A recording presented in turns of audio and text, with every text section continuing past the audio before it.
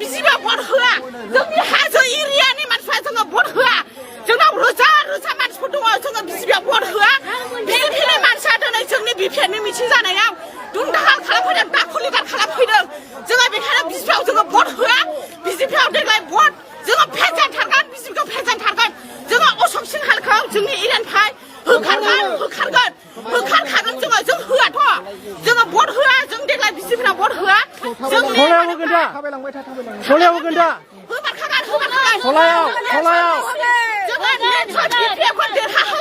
जोङो सलायनि बिस्कपआव भट होनानै जोङो देरहाहोगोन जोङो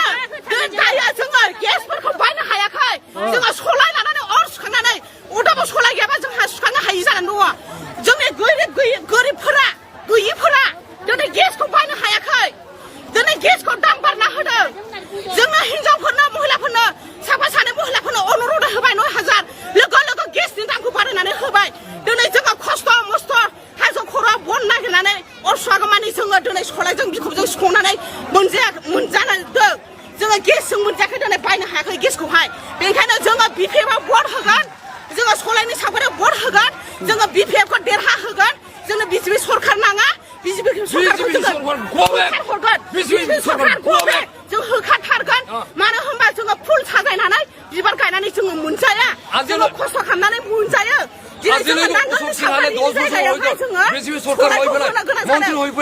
আমার চড়াইর উপায় ওইলে ছেঞ্চুরি এসেম্বলিত বাজেট করা নাই কিয় বাজেট কৰিব পৰা নাই আজি ইমান 10 বছৰ হৈ পেলাই মন্ত্ৰী হৈ পেলাই আজিলৈ অশোক সিংহৰ ডাঙৰীয়াই আজিলৈ মানে এসেম্বলি আসাম এসেম্বলি এদিনেও খোৱা নাই কেলে খুব পৰা আমাৰ বড়ো জাতিৰ কাৰণে আমাৰ বড়ো সকলে ভোট দি জয়যুক্ত কৰিছে 10 বছৰ যেটা হি কিয় খুব পৰা নাই ওইটো কাৰণে আমি বিয়া পাইছো होनना बुंदों मालाथो अशोक सिंहालाखौ एफा थगायदों आरो लामा दालां थांलाय गारिया 10-20 नि स्पिडआव गारिखौनो सालायनो हाया दिनै मा खोथा बुंदों बिथांमोनालाय दिनै दालांनि खोथा बुंदों बै नंखायनो इलेक्सननि सिगाङावहा डिसि फान्डनिफ्राय लाबोनानै इलेक्सन पार्पसावहा जाहाथे एजेन्टफोरा सरकारि मानसिफोरा थांनाय बेनि थाखायसो सेन्ट ग्रेभेल आरो दालांखौ बानायनाय बेखौ रायजो राजाफ्रा मिथिया नामा जोंथ' मिथिजोबो ना ओरैनो दिल्लीनिफ्राय इन्जिनियार लाबोनायनि खोथा बुंदों मासे थगायो इन्जिनियारा बे ढेकियाजुलि समस्थियावनो दङ पिडब्लिउडि डिपार्टमेन्टआवहा दिनै सानदो रायजो राजाखौ मा थगायदों आरो आसनिनि खोथा आसनिया जाय गोरिब दुखिया मानसि जायनोखि मोननो अधिकार बेखौ मोनखागोन जाय एमएलएआनो जाय मोनो बेनो होनो हायो दिनै हारिया अलखदाव गोलैनाय समाव बिथांमोना गुबुन हारिनि आथिङाव थानानै जों गावजों गाव नांलायहोनाया माबा सानदों अशोक सिंहाल बिथाङा कि लाजिनाय गैया नामा साननाय गैया नामा बिथाङा मन्त्रि जालायनानै इलेक्सनखौ फेस्टिभेल बायदि लानांगौ बिथाङा मा खालामदों गावजों गाव बर'जों नांलाय खमलाय दाङाबाजि खालामनाय सृष्टि खालामदों नाथाय जोंहा मोजांथार बाथ्रा जोंनि टिमा जाहाथे मैयाखायबो थिङाखै जेबो खालामा बिथांमोना बाप्रे बाप जोंखौ गारि सालायनो धुमखि होबाय खिन्थु बिसोरो सानै जोंना 40-50 जन दंमोन नाथाय जनाथन औवारी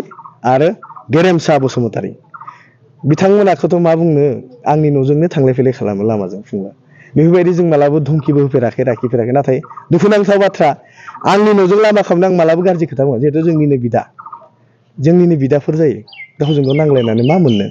आं बुंबाय दे रागाजों सावरायनो नाङा एसे मोजाङै सावरायनि आयु बाप्रे बाप खोथाया खोनाखौनो सङा एसेबो माने सोंनायनि खोनासंनायनि गोहोआनो गैला माने नुनो मोन्दों जे रायजो राजाफ्रा जोङो लैहोर फैनायखाय बिथांमोना सानदों मा दम होनानै डमिनेट खालामनो भारत हादरा मोनसे गणतन्त्र हादोर बेहाय एसेबाबो मोनथाय दङ मा बुङो औ भारत हादरावहा गणतन्त्र हादर बयहाबो मोनथाय दङ इलेक्सन गेलेनाय नाथाय बिथांमोना सानदों मा जे दमजोंनो सोलिगोन दानि जुगाव दम जों सोलियालै आदामोन आं गुरै खालायनो थादों बयहाबो थै दङ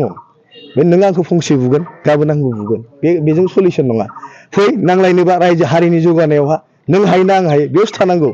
दिनै बिथांमोना बुंदों नों मा मावदों जोंनि ओनसोलनि थाखाय आरे बाबा जेब्ला गथ'आ जोनोम जायो लासै लासैसो थाबायो नोंथांमोना आंखौ देरा होग्रोलाय मा मावनो हाया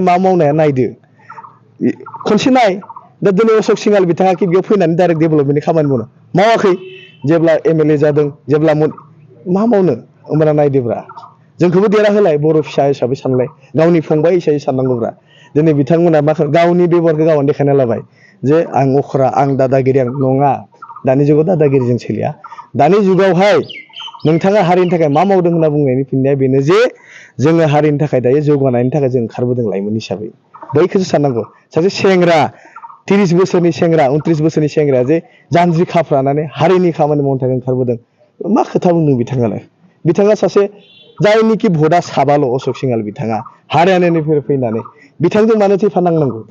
बिथाङा जुदि गमामायैनो हारिनि खोथा साननाय दङब्ला मानोथो मावासै नंखायनो हानि खोथा बुंदों हानि पाट्टा होबायनो नायलाय हायावहा दाग नाम्बार दंना गैया खनसे पाट्टा नाम्बार दंना गैया खनसे नाय हानि मोननाय मोनथायाव मा जायो मिथिबायना बिथांमोना रोङानो जाम्बासो बुंगोन आं दायो